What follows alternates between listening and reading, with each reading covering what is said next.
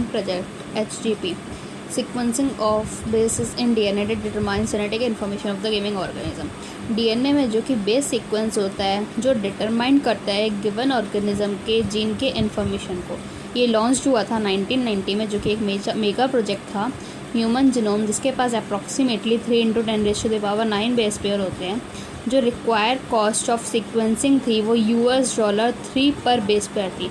तो जो टोटल आता है वो अप्रॉक्स $9 बिलियन आता है। If stored in the form of book, अगर हम इस इंफॉर्मेशन को एक बुक में स्टोर करें तो हर एक पन्ना 1000 लेटर्स का कंटेन करेगा और हर एक बुक जो कि 1000 पन्ने कंटेन करेगी। तो ऐसी 3300 बुक्स रिक्वायर होंगी to store information of DNA from single human cell. एक सिंगल ह्यूमन सेल की जो डीएनए की इंफॉर्मेशन होगी उसको स्टोर करने के लिए 3300 बुक्स रिक्वायर होंगी। अब ह्यूमन जीनोम प्रोजेक्ट जो कि क्लोजली एसोसिएटेड है with the development of new areas in biology, जिसको हम बायो इन्फॉर्मेटिक्स कहते हैं। गोल्स ऑफ HGP ये क्या करता है, आइडेंटिफाई करता है उन सारी 20,000 से 25,000 जीन्स को। ये डिटरमाइन करेगा 3 बिलियन बेस पेयर के सीक्वेंस को जो कि एक ह्यूमन DNA बनाता है। ये इंफॉर्मेशन को स्टोर करेगा इन डाटाबेस, टूल्स को इम्प्रूव करेगा डाटा एनालिसिस के लिए और कुछ ट्रांसफ़र करेगा टेक्नोलॉजीज़ को कुछ अदर सेक्टर्स में जैसे कि इंडस्ट्रीज़ हैं।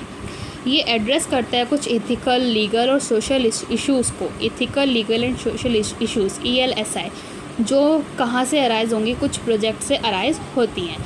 ये 13 ईयर प्रोजेक्ट है जो कि 1990 से 2003 तक चला था, जो कि कोऑर्डिनेटेड था by US department of energy and national institute of health.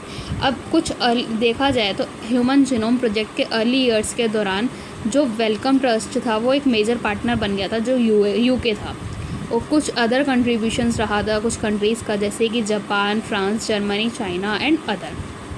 DNA sequence जो कि लीड करता है understanding of natural capabilities, solving challenges in health care, agricultural, energy production, environmental remediation.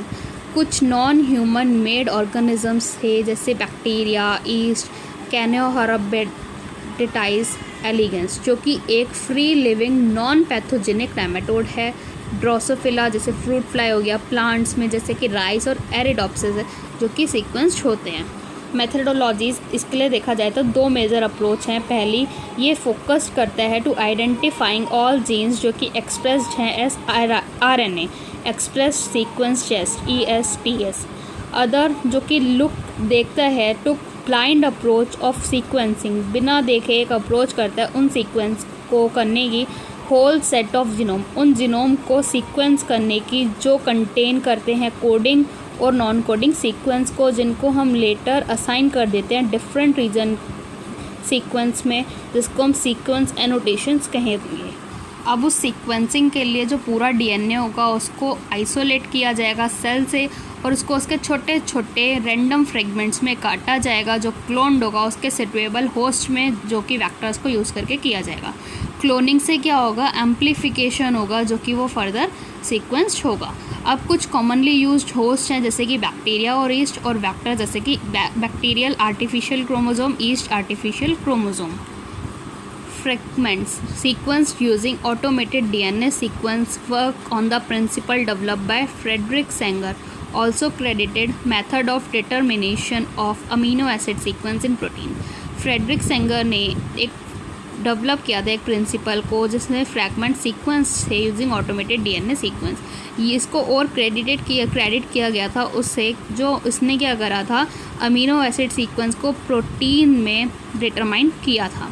Then argued based on overlapping regions present in them, और उसमें जो overlapping regions थे उनको argue करा था। अलाइनमेंट ह्यूमनली नॉट पॉसिबल, ये ह्यूमनली द्वारा possible जो कि नहीं था। ये sequence were sequentially annotated and assign to each chromosome, हर एक क्रोमोसोम को असाइन किया जा रहा था सीक्वेंस ऑफ क्रोमोसोम 1 जो कि लास्ट में सीक्वेंस हुआ था, जो कंप्लीट हुआ था ओनली इन May 2006।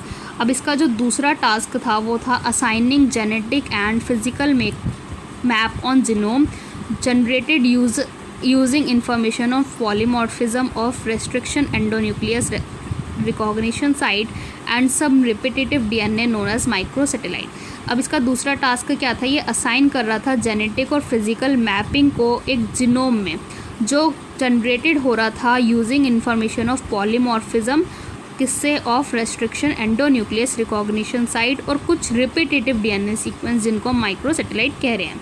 अब ह्यूमन जीनोम के कुछ सैलिएंट फीचर्स देखें तो ये कंटेन करता है 3164.7 million nucleotide basis.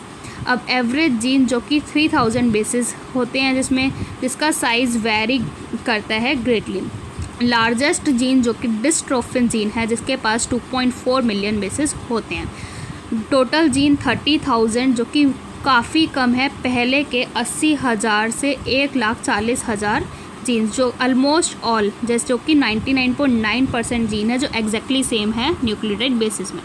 Almost all 99.9% exactly same nucleotide basis, लगभग सारे जो कि 99.9% हैं उनका एग्जैक्टली सेम न्यूक्लियोटाइड बेस होता है। फंक्शन अनोन होता है over 50% of discovered genes, less than 2% of genome जो कि कोड करता है प्रोटीन्स के लिए। रिपीटेड सीक्वेंस लार्ज पोर्शन, ये इसमें क्या होता है, स्ट्रेचेस ऑफ डीएनए सीक्वेंस जो रिपीटेड होते हैं 100 से 1000 टाइम्स तक। नो डायरेक्ट कोडिंग फंक्शंस, इनका कोई डायरेक्ट कोडिंग फंक्शन नहीं होता। क्रोमोसोम 1 जिसके पास मोस्ट जीन्स होती हैं 2968 और क्रोमोसोम Y जिसके पास बहुत कम होती हैं, सबसे कम होती है 231। Identified 1.4 million locations where single base DNA difference occurs in human. इसमें 1.4 मिलियन लोकेशंस आइडेंटिफाई की गई थी जहाँ पे एक सिंगल डीएनए डिफरेंस आ रहा था ह्यूमंस में। उसको हम सिंगल न्यूक्लियोटाइड पॉलीमॉर्फिज्म्स कहते हैं या फिर स्निप्स भी कहते हैं। DNA fingerprinting 99.9% base sequence among human same. Humans में जो 99.9% बेस सीक्वेंस होता है वो सेम होता है। Difference in sequence of DNA make individual unique in phenotypic appearance. वो जो डिफरेंस होता है उस सीक्वेंसिंग में डीएनए की, जो उस इंसान को उसके फिनोटाइपिक अपीयरेंस से अलग करता है, यूनिक बनाता है। Identifying different in some specific regions, जो कि रिपीटेटिव डीएनए है क्योंकि एक स्मॉल स्ट्रेच ऑफ डीएनए जो कि काफ़ी टाइम्स रिपीटेड होता है। This DNA separated from bulk genomic DNA, इसको उस मेजर डीएनए से, बल्क डीएनए से अलग किया जाता है as different peaks during density gradient centrifugation. और कुछ अदर स्मॉल पीक्स जिसको हम सैटेलाइट डीएनए कहते हैं वो डिपेंड ऑन बेस पोजीशन या लेंथ ऑफ सेगमेंट या फिर नंबर ऑफ रिपीटेटिंग यूनिट। अब सैटेलाइट डीएनए जो कि माइक्रो होती है और मिनी होती है, this sequence do not code for any proteins, ये किसी प्रोटीन्स के लिए कोड नहीं करती but form larger portion of human genome. This shows high degree of polymorphism, लेकिन क्या करती हैं, एक large portion of human genome के लिए करती हैं, जो कि क्या दिखाता है, एक हाई डिग्री ऑफ पॉलीमॉर्फिज्म जो कि डीएनए फिंगरप्रिंटिंग का बेसिस है। डीएनए हर एक टिश्यू से, जैसे कि saliva, bone, blood, hair etcetera, जो कि क्या शो करेंगे, same degree of polymorphism show करेंगे, become useful identification tool in forensic application. ये फॉरेंसिक एप्लीकेशन में काफ़ी यूजफुल टूल माना जाता है। As polymorphism inheritable from parents to children, जैसे कि जो पॉलीमॉर्फिज्म है वो कहाँ से इनहेरिटेड होता है, पेरेंट्स से चिल्ड्रन में जाता है। DNA fingerprinting basis of paternity testing, DNA fingerprinting क्या बताता है, पैटर्निटी टेस्टिंग को, जैसे कि कोई बच्चा है तो वो किसके, मतलब उसके पेरेंट्स कौन है ये बताएगा, ठीक है। पॉलीमॉर्फिज्म जो कि वेरिएशन है जेनेटिक लेवल पे, ये basis of genetic mapping and DNA fingerprinting है, जो अराइज होता है म्यूटेशन की वजह से। न्यू म्यूटेशन जो कि सोमैटिक या फिर जर्म सेल है, in germ cell mutation do not impair individual ability to have offspring spread to other members of population.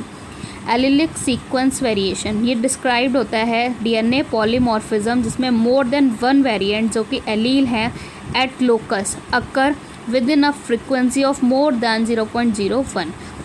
If inheritable mutation observed in population at high frequency, अगर ये inheritable होगा तो ये जो mutation है ये देखा जाएगा पॉपुलेशन में एक हाई फ्रिक्वेंसी की तरह, जो कि रेफर्ड किया जाएगा as DNA polymorphism. Such variation observed in non coding DNA sequence will be higher as mutation.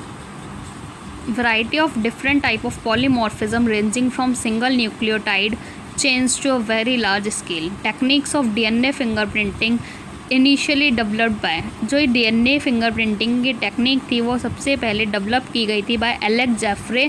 इसने क्या करा, he used satellite DNA probe, जो कि क्या शो करता है, एक high degree of polymorphism show करता है, जिसको हम VNTR भी कहते हैं, variable number of tandem repeats.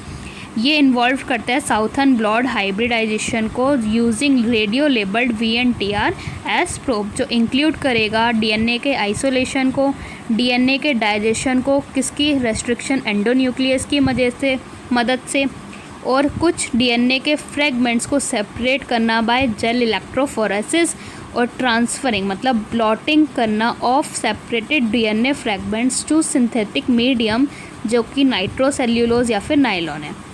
अब hybridisation using labelled VNTR probe, और फिर 6th है हमारा detection of DNA fragments by auto radiography. VNTR जो कि बिलोंग करता है मिनी सैटेलाइट से, इसमें स्मॉल DNA जो अरेंज्ड होते हैं tandemly in many copy number. ये कॉपी नंबर जो है वो वैरी करता है क्रोमोसोम से क्रोमोसोम तक. अब इसमें number of repeat show high degree of polymorphism, जिसका साइज़ होता है 0.1 to 20 किलोबाइट KB. अब मोनोजाइगोटिक ट्विंस जो होते हैं इनका सेम होता है DNA फिंगरप्रिंटिंग, ठीक है, DNA. अब सेंसिटिविटी क्या होती है, इंक्रीज हो जाती है by using PCR polymerase chain reaction. Many different probes are use to generate DNA fingerprinting. DNA fingerprinting को जनरेट करने के लिए अलग अलग प्रोब्स यूज़ किए जाते हैं. जैसे कि हम एक क्राइम सीन है C और A है और B है, तो हमें पता लगाना है कि जो क्राइम सीन हुआ है वो A ने करा है या B ने करा है. तो हम उसमें कुछ क्रोमोसोम्स ले लेंगे तीनों के, और हम उसको चेक कर लेंगे. तो ये जिसके साथ भी हमारा मैच करेगा, मतलब उसके पास हमने देखा कि उसने जैसे जिस भी चाकू से मारा था, तो उस चाकू के पास उसके चाकू में उसके हाथ के फिंगरप्रिंट्स आ जाएंगे. तो उन दोनों के लेके उसको मैच कराया, तो वो इससे मैच कर रहा था, मतलब ये जो है वो उसने ही क्राइम कराया है.